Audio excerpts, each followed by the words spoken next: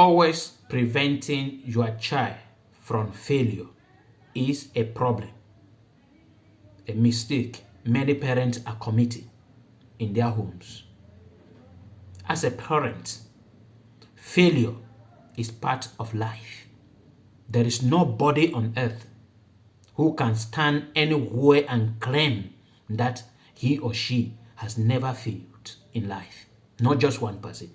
And there is nothing that we are using today that you look that is so perfect that those who produce them, manufacture them, say they did it just one time without any failure. Many failed. They try and try and try again before they have what we are seeing today, and congratulating and appreciating that they are so perfect. Failure is part of life and part of success. There is no successful person that will stand and tell you that he or she did not fail.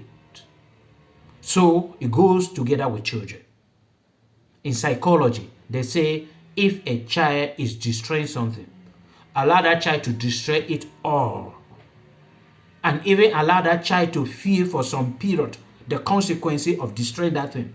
That child will learn from there that I think like that was an important thing. And many parents are arguing that if a child is destroying something that will harm the child, I deny it, because the saying goes that you should keep away all the things that are harmful to the children out of their reach in a way that they cannot reach there. Anything that can harm the child, do not bring it closer to the child. Anything that you bring it closer to the child and the child is destroying it, meaning that is something that cannot harm the child. So from there, we are saying that when your child failed, do not condemn that child. That is a serious issue. When you condemn that child, it will go right into the bone and marrow of that child, into the brain of that child. We will store there that I am a failure.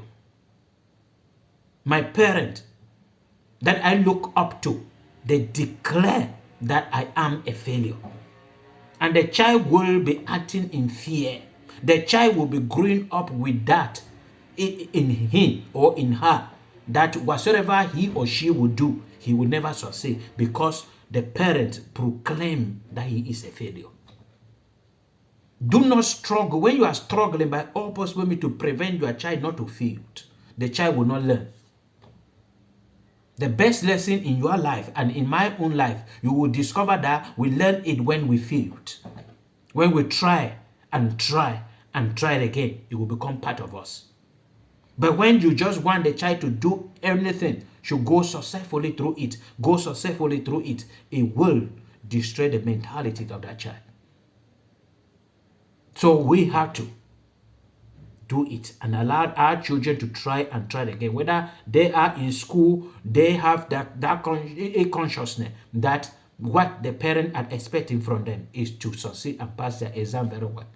And if all children, they struggle by all possibility to fulfill this, no one disgrace. And if your child is coming back home, it failed, it means that the child have tried and tried. Maybe the child is just in the wrong direction.